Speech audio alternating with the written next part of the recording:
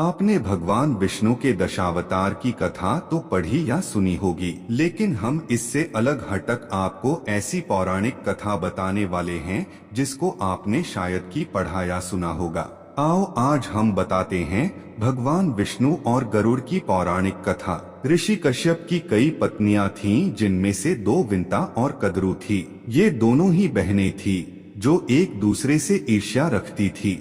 दोनों के पुत्र नहीं थे तो पति कश्यप ने दोनों को पुत्र के लिए एक वरदान दे दिया।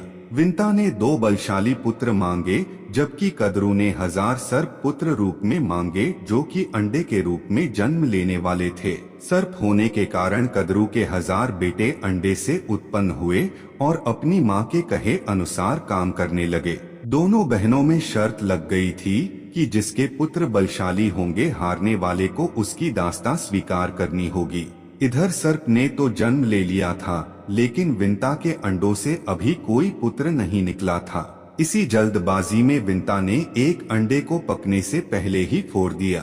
अंडे से अर्धविकसित बच्चा निकला, जिसका ऊपर का शरीर तो इंसानों जैसा था, लेकिन नीचे का शरीर अर्धपक्व था। इसका नाम अरुण था। अरुण ने अपनी माँ से कहा कि पिता के कहने के बाद भी आपने धैर्य खो दिया और मेरे शरीर का विस्तार नहीं होने दिया, इसलिए मैं आपको श्राप देता हूँ कि आपको अपना जीवन एक सेवक के तौर पर बिताना होगा।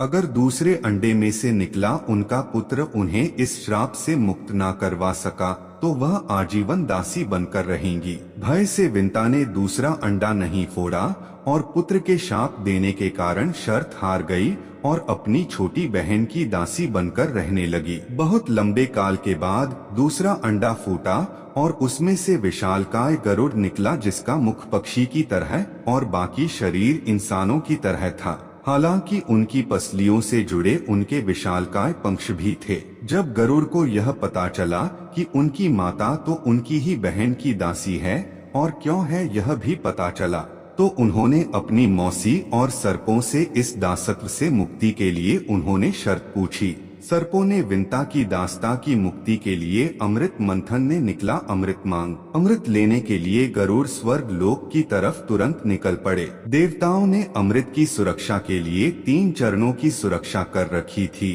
पहले चरण में आग की बड़े पर्दे बिछा रखे थे, दूसरे में घातक हथियारों की आपस में घर्षण करती दीवार थी और अंत में 2 विषैले सर्पों का पहरा। वहां तक भी पहुंचाने से पहले देवताओं से मुकाबला करना था। गरुड़ सबसे भीड़ गए और देवताओं को बिखेर दिया। तब गरुड़ ने कई नदियों का जल मुख में ले पहले चरण की आग को बुझा दिया। अगले पथ में गरुड़ ने अपना रूप इतना छोटा कर लिया कि कोई भी हथियार उनका कुछ न बिगाड़ सका और सांपों को अपने दोनों पंजों में पकड़कर उन्होंने अपने मुंह से अमृत कलश उठा लिया और धरती की ओर चल पड़े। लेकिन तभी रास्ते में भगवान विष्णु प्रकट हुए और गरुड़ के मुंह में अमृत कलश होने के बाद भी उसके प्रति मन में लालच न होने से खुश होकर गरुड़ को वरदान दिया कि वो आजीवन अमर हो जाएंगे। तब गरुड़ ने भी भगवान को एक वरदान मांगने के लिए बोला तो भगवान ने उन्हें अपनी सवारी बनने का वरदान मांगा। इंद्र ने भी गरुड़ को वरदान दिया कि वो सांपों को भोजन रूप में खा सकेगा। इस पर गरुड़ ने भी अमृत सकुशल वापसी का वादा किया। अंत में गरुड़ ने सर्पों को अमृत सौंप दिया और भूमि पर रखकर कहा कि यह रहा अमृत कलश, मैंने यहाँ इसे लाने का अपना वादा पूरा किया और अब यह आपके सुपुर्द हुआ, लेकिन इसे पीने के पहले आप सभी स्नान करें तो अच्छा होगा। जब वे सभी सर्प स्नान करने गए तभी वहां अचानक से भगवान इंद्र पहुँचे और अमृत कलश को वापस ले गए, लेकिन कुछ बूंदें भूमि पर गिर गई जो घास पर ठहर गई थी। सर्प उन बूंदों पर झपट पड़े, लेकिन उनके हाथ कुछ न लगा। इस तरह गरुड़ की शर्त भी पूरी हो गई और सर्पों को अमृत भी नहीं मिला।